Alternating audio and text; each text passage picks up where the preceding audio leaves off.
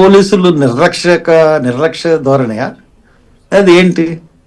హర్ష్ కుమార్ గారు, మీరు ఇందులో కీలకంగా ప్రభుత్వాన్ని డైరెక్ట్గా తప్పుపడుతున్నారు. ప్రభుత్వం హత్య చేయించింది అనేది మీ వీడియోల ద్వారా ప్రచారం చేస్తున్నారు. దీనికి పోలీసులు దీన్ని ఆ రూట్లోనే పోలీసులు ఇప్పుడు చేస్తున్నదంతా చేస్తున్నారని చెప్తున్నారు. నిజంగా ప్రభుత్వానికి కానీ లేకపోతే ప్రభుత్వంలో ఉన్న పెద్దలకు కానీ మీరు చెప్తున్నట్లు ప్రవీణ్ పగడాల అంత టార్గెట్గా ఉన్నాడా మీకు తెలిసిన ఇన్ఫర్మేషన్ ప్రకారం? ఆయన ఎవరో నాకు తెలియదండి, కానీ ఆయన వీడియోలు చూశాను. నేను మధ్యాహ్నం 1:30కి ఆ వార్త విని గవర్నమెంట్ హాస్పిటల్ దగ్గర చాలా జనం గుమికూడడం చూసుకుని నేను ఇంటికి వచ్చి ఎవరే ప్రవీణ్ పగడాల అంటే గబగబా గూగుల్లో వెతికి కొన్ని వీడియోలు పెట్టారు. ఆ వీడియోలు చూసిన తర్వాత చాలా నాలెడ్జబుల్ పర్సన్ అని అనిపించింది. ఎంత నాలెడ్జబుల్ పర్సన్ అంటే అవలీలుగా చెప్తున్నాడు యాక్ట్స్ అండి. తర్వాత బ్రిటిష్ వాళ్ళు వచ్చిన తర్వాత హిందూ మతంలో ఉన్న దురాచారాలు ఎప్పుడెప్పుడు ఏ దురాచారం అన్నది మాన్పబడింది బ్రిటిష్ వారి ద్వారా అన్నది కూడా చాలా క్లియర్గా చెప్తా ఉన్నాడు. ఓకే, ఇప్పుడు సతీసాగరం ఎప్పుడు రద్దయింది, బాల్య వివాహాలు ఎప్పుడు రద్దయినాయి, లేకపోతే చాలా చాలా భూమి పేదలకి కొనుక్కోవడానికి కూడా రైట్ లేదు. తర్వాత దళితులు పెళ్లి చేసుకుంటే ఆ పెద్ద దగ్గరికి 5 రోజులు వాళ్ళ భార్యని పంపించే విధానం, ఇవన్నీ మనం వింటున్నాయి. కానీ ఇవన్నీ ఏ యాక్ట్ ద్వారా మనకు తెలీదు, ఎవరు చేశారు, ఇంతకుముందు ఉండేదట అని అనుకుంటున్నాం. ఓకే, ఇంతకుముందు ఉన్న వాళ్ళు హిందూ రాజ్యాంగంలో ఉన్నట్టు ఈ యాక్ట్లు అన్నిటిని బ్రిటిష్ వాళ్ళు వచ్చి రద్దు చేశారు. అది అతను చెప్పింది. దానివల్ల హిందూ ఫ్యాన్టిక్స్ కానీ కోపం రావచ్చు, పెద్ద ఎత్తులోనే ఆయన గురించి ప్లాన్ చేసి ఉండొచ్చు. లేకపోతే ఈ రోజు వరకు సీఎం ఎందుకు మాట్లాడలేదు? ఎంత అలజడి జరిగిందా? ఇక్కడ ఒక 60,000 మంది అతన్ని పోస్ట్ మార్టం దగ్గరికి వచ్చారు. ఒక 50,000 మంది అక్కడ హైదరాబాద్లో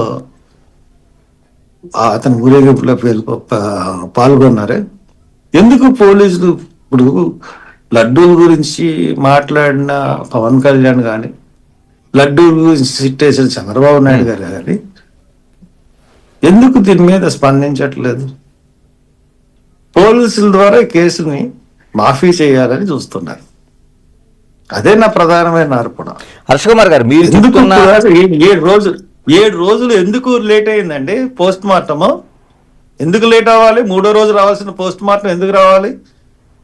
3వ రోజు రావాల్సిన పోస్ట్ మార్టం 7 రోజుల వరకు ఇప్పుడు దాకా ఎందుకు రాలేదు? ఒకవేళ ఇంటాక్సికేటెడ్ అయితే వెంటనే గంటలో చెప్తారు డాక్టర్లు, పోస్ట్ మార్టం రిపోర్ట్లోనే వెంటనే అతను తాగి ఉన్నాడు అని చెప్తారు. అది కూడా చెప్పకుండా ఎక్కడెక్కడో తాగారని చెప్పి అతన్ని పర్సనల్గా అతన్ని అసాసినేషన్ చేసి అతని క్యారెక్టర్ని ఎదవేశాలు ఎత్తుంది అనుకుంటుందా ప్రభుత్వం ఒక కమ్యూనిటీని, ఒక సమాజాన్ని అడగదొక్కాలని ప్రయత్నిస్తూ ఉంది, పైన నుంచి కేంద్ర ప్రభుత్వం దగ్గర నుంచి ఈ ప్రభుత్వం వరకు. అందుకనే కదా ఈ రోజున క్రైస్తవ సమాజం కానీ, సెక్యులర్ వాదులు కానీ, మాలాటి వాళ్ళు కానీ తిరగబడుతున్నది ఎందుకు? అందుగురించే. హర్ష్ కుమార్ గారు, ప్రమేయం ఉంది కాబట్టి, ప్రభుత్వం ప్రమేయం ఉంది కాబట్టి ఇంత లేట్ అవుతుంది. ప్రభుత్వమే దీని అంతటికి కారణం. లేకపోతే ఎస్పీకి ఏంటి పని పప్పు?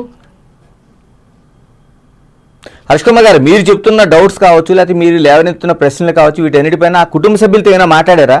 వాళ్ళ మిస్సెస్ కావచ్చు, లేకపోతే పిల్లలు అవసరం ఏంటండి మాట్లాడాల్సిన అవసరం ఏంటి? అంటే వాళ్ళకి డౌట్లు ఉన్నాయా? మీరు రైజ్ చేస్తున్న మీకున్న డౌట్లని మీరు క్లారిఫై చేసుకున్నారా కుటుంబ సభ్యులతో? వాళ్ళు ఎక్కడ అవకాశం లేదు కదా, బయటకు వచ్చి మాట్లాడే పరిస్థితి కూడా కనిపించడం లేదు.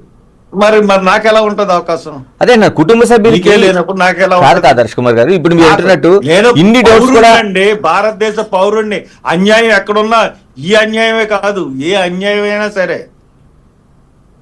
అంటే కుటుంబ సభ్యులకి లేని డౌట్లు నిజంగా ఉండుంటే వాళ్ళు ఈ పాటికి మీడియా ముందుకు వచ్చి ఉండేవారు. మీడియా వాళ్ళ చుట్టూ తిరుగుతోంది, మరి మీడియా ముందుకు వచ్చి చెప్పలేని డౌట్స్ మిగతా వాళ్ళందరికీ ప్రధానంగా హర్ష కుమార్ లాంటి వాళ్ళకి ఉండాల్సిన అవసరమే ఉంది.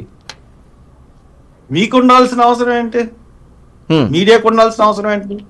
మీడియాగా డ్యూటీ కదా. మీడియా అంత పోలీసులను సపోర్ట్ చేసి గవర్నమెంట్ ని సపోర్ట్ చేయాల్సిన అవసరం మీకేంటి?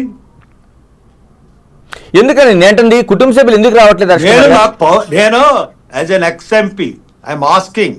అవును, తప్పు జరిగింది, ఇన్వెస్టిగేషన్ సరిగా ఆధారాలు చెప్తున్నాను కదండి. పోస్ట్ మార్టం రిపోర్ట్ ఎందుకు రాలేదు? ఎఫ్ఐఆర్ ఎందుకు అంత లేట్ గా ఇస్తారు?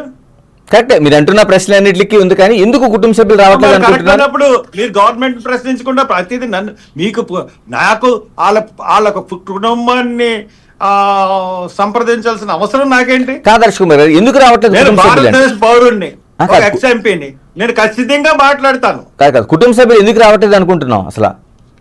నాకేం తెలుసు, మీరు అడగండి, నేను ఎంక్వైరీ చేసుకోండి, నాకు సంబంధం ఏంటి? అంటే ప్రవీణ్ పగడాల కేసు ద్వారా మళ్ళీ హర్ష కుమార్ లైమ్ లైట్ లోకి రావడానికి ట్రై చేస్తున్నారు, ఎందుకంటే కుటుంబ సభ్యులకి డౌట్స్ లేవు, మిగతా వాళ్ళకి డౌట్స్ లేవు అనేది అనే ప్రశ్నకి ఏం సమాధానం చెప్తారు? ఇది ఈ సంఘటన లేకపోతే హర్ష కుమార్ లైమ్ లైట్ లోకి రాలేడు.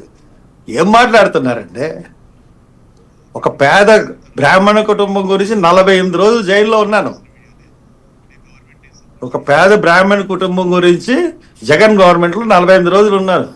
లాస్ట్ పుష్కరాల గురించి, బరియల్ గ్రౌండ్ గురించి యాజిటేషన్ చేస్తే నిరాహార దీక్ష చేస్తున్నామండి తీసుకెళ్లి 18 రోజులు జైల్లో పెట్టాడు చంద్రబాబు నాయుడు.